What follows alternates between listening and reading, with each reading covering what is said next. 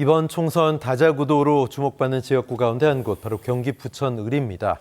더불어민주당 김기표 부천을 후보 모시고 말씀 나눠보죠. 어서 오십시오. 안녕하십니까. 네, 안녕하세요. 부천을 국회의원 후보 김기표입니다. 반갑습니다. 네, 반갑습니다. 사법연수원 수료 이후에 검찰 생활하셨고 또 변호사 활동 중에 문재인 정부 청와대 민정수석실 반부패 비서관도 지내셨고요. 네. 부천시청 등에서 고문 변호사로 활약하시다가 이번 국회의원 선거 도전은 처음이십니다. 네. 왜 지역을 대표해서 또 중앙 정치를 해야겠다고 마음을 먹으셨는지 궁금하네요. 저는 다른 후보들과는 달리 부천에서 초등학교, 중학교, 고등학교를 나온 사람입니다. 부천이 온전히 저를 길러냈다고 봐야 되겠죠.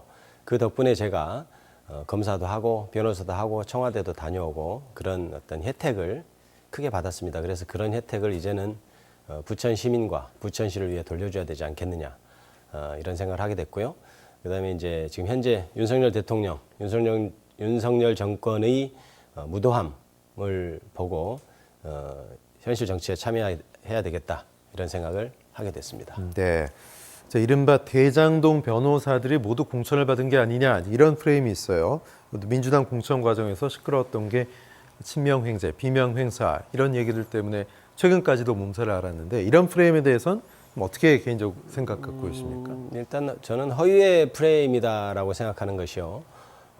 공천 과정의 전체적인 과정을 보면 이른바 친명이라고 하는 분들이 오히려 저는 공천이 덜 된 것 같다 이런 생각까지 하고 있습니다. 그런데 일부 공천이 된 사람만을 가지고 이 사람들은 이런 일을 했으니 친명, 횡재다 이렇게 얘기하는 것은 일부만을 보는 그런 것에 불과한 것이고요.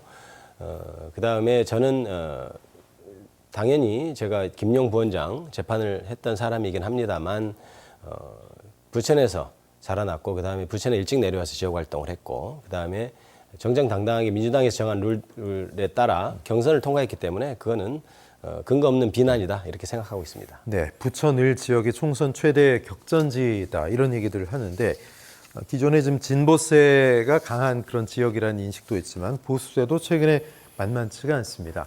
현장에서 시민들 만나면 어떤 느낌을 받으십니까?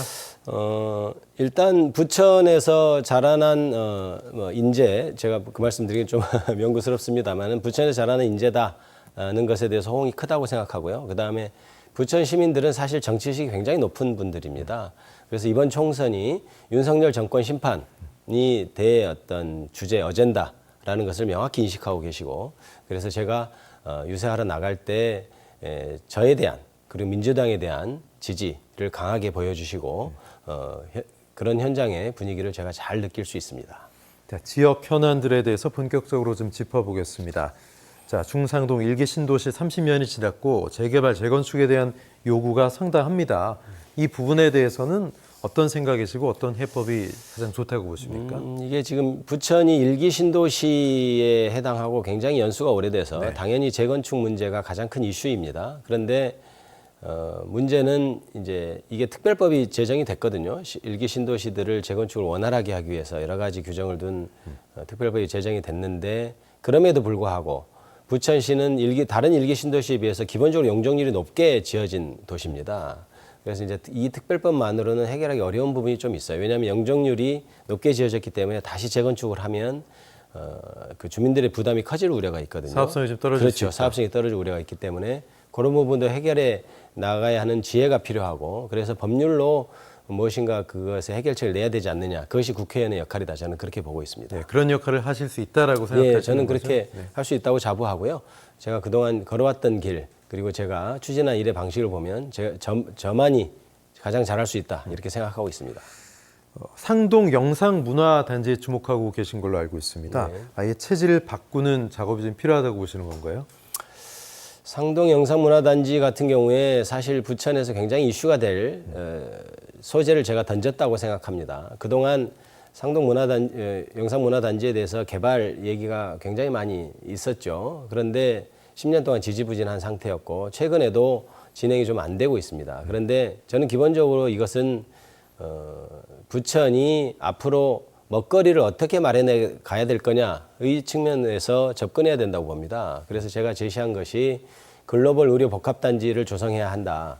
즉 부천은 국내에서도 굉장히 접근하기 쉬운 곳이고 특히 외국 인천국제공항이나 김포공항 등에서 가깝기 때문에 외국인들의 의료 수요, 의료 쇼핑하는 외국인들을 아주 손쉽게 쉽게 지리적으로 유치할 수 있다. 이런 생각을 하고 있고 이미 부천 시내 각 병원들도 외국에서 온 의료 수요를 충당하면서 거기서 수익을 많이 내고 있거든요. 네. 그래서 차제에 영상문화단지에 그런 복합단지를 만들어서 외화를 벌 수 있는 그런 수단으로 해야 되겠다는 큰 얼개입니다. 네. 네. 자, 부천을 지역의 첨예한 이슈 현안 가운데 하나가 바로 주민들이 크게 반발하고 계시죠. 상동 호수공원 및 지하 변전소 논란 문제. 네. 이것도 어떻게 풀어야 될지 어떤 해법이 가장 좋다고 보시나요? 이 GTX 비변전소 논란은 굉장히 부천 시민들로서는 특히 상동 주민들로서는 자존심이 상하는 문제죠. 저번에 공청회가 첫 번째 열렸다가 저희들이 수년 신청을 해서 수년 됐고 공청회가 사실 두 번씩 열렸거든요. 통상은 그렇게 두 번씩 열리는 거 많지 않은 걸로 알고 있습니다. 네. 그런데 그때 저희가 제기했던 것이 굳이 왜 부천의 부천 상동 호수공원에 아주 쾌적한 부천 시민들이 휴식을 즐기는 상동 호수공원에 돼야 되느냐에 대해서 저희들이 물었을 때 여러 가지 답변을 했습니다만은 저는 대체로 자본의 문제, 돈이 적게 들기 때문에 그렇게 한 것 아닌가 이런 결론을 내렸죠. 그래서 저희들은 그러나 부천 시민들은 부천 시민의 안전과 건강은 돈으로 환산할 수 없는 것이다 이렇게 생각하고요. 현 정권에서 어찌된 일인지 총선을 앞두고 굉장히 급하게 GTX B 노선을 추진하고 있고 그래서 그런 과정에서 상동 호수공원에 변전소를 설치하겠다 이렇게 얘기가 되고 있다고 저는 생각합니다. 그래서 제가 국회의원이 되면 GTX B 노선이 조금씩 늦어진다 하더라도 부천 시민이 가장 건강하고 부천 시민의 가장 좋은 방향으로 논란이 해결돼야 된다 이렇게 생각하고 제가 국토부하고 산업부하고 한전까지 제3자가 모여서 그 해결책을 내놓는 방식으로 해결해야 된다고 생각합니다. 저는 해결이 잘 될 것이라고 그렇게 믿고 있습니다. 네. 자, 이번 총선에서 대결하고 있는 상대 당의 후보, 국민의 박성중 후보는 부천 메가시티, 서울 메가시티, 서울 편입을 주장하고 계신데 부천이 서울이 되는 순간 많은 이익이 발생할 거다, 부천 시민들에게 도움이 될 거다 이런 주장을 하고 계십니다. 여기에 대해서는 어떤 생각이십니까? 저는 사실 서초-을 지역에서 재선을 하고 하신 국회의원분께서 어느 날 갑자기 부천에 와서 부천을 서울로 만들겠다라고 하면 부천 시민이 좋아할 것이라고 생각하는지 그것이 좀 의문입니다. 저희 부천 시민은 굉장히 아까도 말씀드렸지만 정치적인 의식도 높고 자부심도 굉장히 높은 시민들입니다. 그리고 서울과 인천의 중간에 있어서 서울 이런 정서라고 생각되실지 모르겠지만 굉장히 인적으로 네트워크가 끈끈하고 친밀한 도시입니다. 그래서 독특한 정서를 갖고 있는 아주 훌륭한 도시인데요. 그것을 단지 서울로 편입시켜주면 좋아할 것이다 이렇게 생각하는 것은 오산이고요. 경제적으로도 부천시 자체의 예산으로 쓸 수 있는 것들이 사실은 이제 다 쓸 수 없는 문제가 생깁니다. 작년에 이미 2023년도 기준으로 세입이 재산세라든지 담배세라든지 자동차세라든지 지방소득세, 지방수입세 이런 것들이 합치면 거의 5천억 가까이 4,990여 억인 걸로 제가 기억하는데요. 5천억 가까이 되던 것이 이제는 만약에 정말 서울시 하나의 구가 된다면 그것을 다 온전히 쓸 수 없고 서울시의 거의 대부분 저는 줘야 되는 것으로 그렇게 알고 있습니다. 그런 것이 경제적으로도 과연 부천시에 도움이 되겠는가. 그리고 부천시의 지방이기 때문에 교부되는 보통 교부세 이런 것들도 아마 교부가 안 될 것입니다. 그래서 온 대한민국을 서울로 만들면 모든 문제가 해결된다고 생각하는 것인지 지방 분권의 정신과는 맞는 것인지에 대해서 박성중 후보는 재고하고 검토해야 될 것으로 저는 그렇게 생각하고 있습니다. 네, 근데 말씀하신 박성중 후보 측은 또 하나 컷오프 본인이 서초에서 컷오프 된 게 아닌데 컷오프 됐다. 김기표 후보 측이 허위사실을 유포했다. 그리고 뭐 전문가인 양 이렇게 표현한 것도 문제를 삼고 있는데요. 어떻게 생각하시는지 궁금하고 법적 대응에 대해서 또 어떻게 대처하실지. 고발하는 것은 자유죠. 고발하는 것은 자유입니다. 그러나 컷오프라는 개념을 길을 가는 사람한테 자꾸 물어보고 싶어요. 컷오프에 대해서 어떻게 생각하냐, 뭐 외국에서 온 말이죠. 그런데 대부분 공천 배제라는 의미로 쓰입니다. 그 공천 배제는 영원히 이 선거에서, 이 22대 선거에서 영원이라는 표현이 좀 심합니다만 이 22대 선거에서 공천이 안 되는 것을만을 한정하지는 않겠죠. 왜냐하면 서초울에서 재선했던 분이 아예 서초울에서 나오고 싶지 않고 부천을 나오겠다고 생각했겠습니까? 당신은 여전히 서초울에서 나오고 싶었겠죠. 그런데 서초울에서 공천을 시키지 않는 것, 서초울에서 공천 배제가 된 것, 그것이 컷오프가 아니면 무엇이겠습니까? 게다가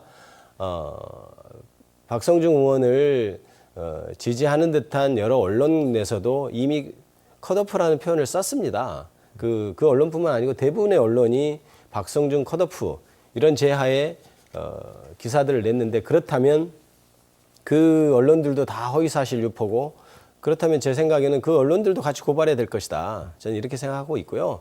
그건 과도한 어떤 정쟁이라고 저는 그렇게 인식하고 있습니다. 네.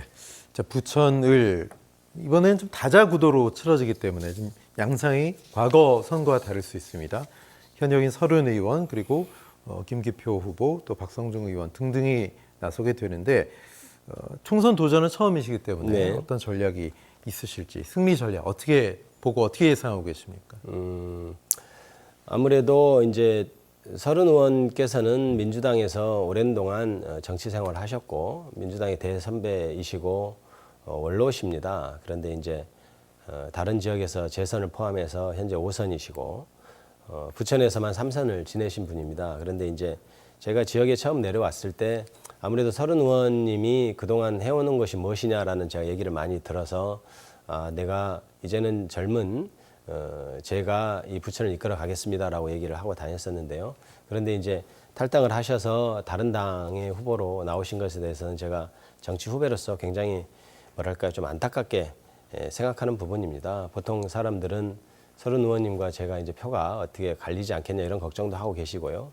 그다음에 박성중 의원 같은 경우는, 박성중 후보 같은 경우는 서초울에서 아까 공천 배제 컷오프 얘기했습니다마는 서초울에서 자기 자신의 지역구에서 공천이 안 된 채 지금 부천을로 어느 날 갑자기 내려온 분이거든요. 그래서 저는 죄송한 말씀이지만 부천 지리도 잘 모르실 것 같다 이런 생각이 들고요.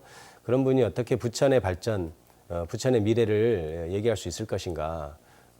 기껏 서울 편입, 부천의 서울 편입 정도 얘기하실 수 있는 것 아닌가 이런 생각을 하고 있습니다. 그런데 저는 이번 선거의 가장 큰 어젠다인 윤석열 정권 심판을 가장 잘 할 수 있는 민주당의 후보입니다. 그래서 그런 어떤 민주당의 후보로서의 저의 후보로서의 지위, 그리고 제가 부천에서 초등학교, 중학교, 고등학교를 나와서 누구보다도 부천이 만들어낸 젊은 일꾼이라는 점, 이런 것을 시민들에게 말씀드리고 있고 그 부분이 시민들이 굉장히 공감해 주십니다. 그래서 그런 것을 생각하면 전반적으로 제가 승리할 수 있다고 자신하고 마지막 선거운동일까지 최선을 다해서 더욱더 낮은 자세로 시민 여러분께 더 열심히 다가갈 생각입니다. 네, 부천 지역은 한때는 인구 100만을 육박 도전하던 그런 도시가 최근에 뭐 전 세계적인 트렌드이긴 하지만 인구 감소 문제로 부천도 인구가 많이 줄고 있잖아요. 네, 맞습니다. 여기에 대해서는 어떤 대책이 좀 필요할 것 같은데 여기에 대한 생각은 어떤 생각이세요? 이게 이제 전국적으로 사실은 출산율도 낮아지고 해서 인구 문제는 어떻게 보면 국가 전체적으로 해결해야 될 그것도 하나의 테마이죠. 예. 그래서 저는 국회에 가면 전국적인 관점에서 어떻게 하면 인구 감소를 줄일 수 있을 것인가에 대해서도 고민을 하고 있습니다. 여러 가지 이제 생각을 하고 있는데 그거는 제가 차후에 말씀드릴 기회가 있을 것이고 그는 부천 지역에도 여전히 영향을 미칠 것입니다. 그러나 그것을 제외하고도 부천 지역만을 간단히 놓고 보자면 아까 제가 상동 영상문화단지에 글로벌 의료 복합단지 얘기를 한 것이 부천이 그동안 100만 인구로 갔을 때는 산업시설이 존재했고 네. 그 산업시설에 출퇴근하는 사람이 존재해서 인구들이 늘었습니다. 그런데 산업시설이 다 빠져나가고 있어요. 그다음에 무엇보다도 교육 환경도 굉장히 안 좋아졌습니다. 그래서 우스갯소리로 초등학교 5학년만 되면 다른 서울 지역으로 빠져나가고 싶어한다 이런 말까지 있어서 그 두 가지 문제점들을 정확하게 해결한다면 부천의 인구 감소는 막을 수 있을 것이다. 이렇게 간단히 생각하고 있습니다. 알겠습니다. 시간이 다 돼서요. 지역민들과 OBS 시청자 여러분께 인사 한 말씀 부탁드리겠습니다. 안녕하십니까 부천 시민 여러분. 제가 부천에서 초등학교, 중학교, 고등학교를 나온 부천이 키운 젊은 일꾼 김기표입니다. 제 나름대로는 굉장히 일을 잘할 수 있다고 자부하고 있습니다. 여러분, 저를 뽑아주시고 저를 국회의원으로 만들어 주신다면 아, 저 사람 참 잘 뽑았구나 할 수 있도록 제가 잘할 수 있습니다. 열심히 하겠습니다. 저를 꼭 지지해 주십시오. 감사합니다. 네, 더불어민주당 부천을 김기표 후보와 이야기 나눴습니다. 고맙습니다. 감사합니다. 네.